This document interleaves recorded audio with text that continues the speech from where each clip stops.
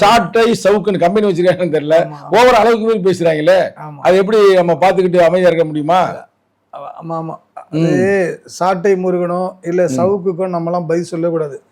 ஆமா, பதில் சொல்லக்கூடிய தகுதியான நபர்கள் அவர்கள் கிடையாது. இல்ல, அவர்கள் வந்து எப்படின்னு கேட்டீங்கன்னா, இந்த பெருவியாதிகள் புற்றுல பார்த்திருக்கீங்களா நீங்க?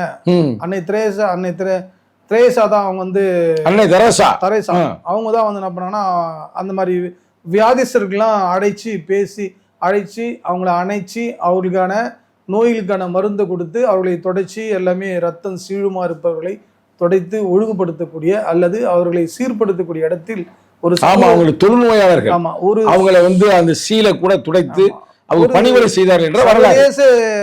சீர்திருத்தவாதியா இருந்தவர் அன்னை தெரேசா அவர்கள், தாய் உள்ளம் கொண்டவர் அவர்கள்.